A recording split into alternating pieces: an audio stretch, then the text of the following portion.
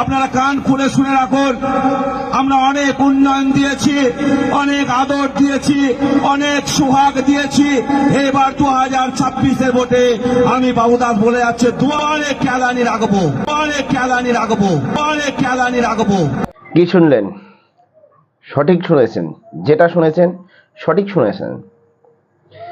দুয়ারে কেলানি রাখবো, দুয়ারে কেলানি রাখবো, সঠিক শুনেছেন। 2026-এ ভোট, এটাই বোঝা যাচ্ছে যে ভোটের দামামা বেজে গেছে, ব্যান্ড পার্টি বেজে গেছে, বাজনা বেজে গেছে।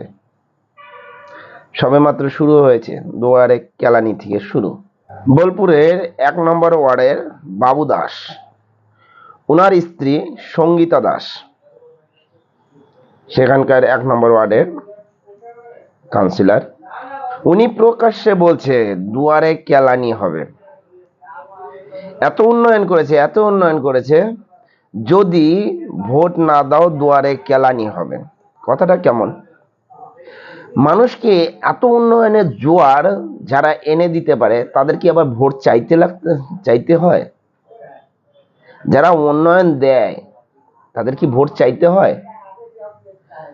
তাদেরকে ভোট না দিলে তাদের কেলাবে। মুদ্রা কথা বিজেপিকে ধরে কেলাবে। আচ্ছা, উনি কি এটা মনে করেনি যে আজকে হয়তো এ পিঠে আছে, কালকে ও পিঠে হতে পারে? সেদিন উনি কোথায় যাবেন?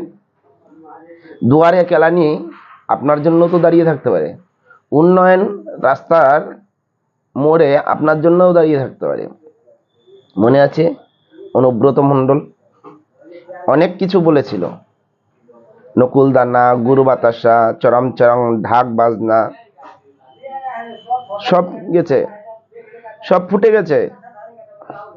এখন আবার এ নতুন করে গজিয়েছে দুয়ারে কেলানি। এত উন্নয়ন যদি করেই থাকেন তো ভয় কিসের? ভোটের ময়দানে আসুন, ভোটের ময়দানে এসে তবেই কথা বলবেন। উনি কি বলছে একবার একটু দেখে নেওয়া যাক। আপনারা কান খুলে শুনে রাখুন, আমরা অনেক উন্নয়ন দিয়েছি, অনেক আদর দিয়েছি, অনেক সোহাগ দিয়েছি। এবার 2026-এর ভোটে আমি বাবুদাস বলে যাচ্ছে দুয়ারে কেলানি রাখবো। আপনারা কান খুলে শুনে রাখুন, আমরা অনেক উন্নয়ন দিয়েছি, অনেক আদর দিয়েছি, অনেক সোহাগ দিয়েছি।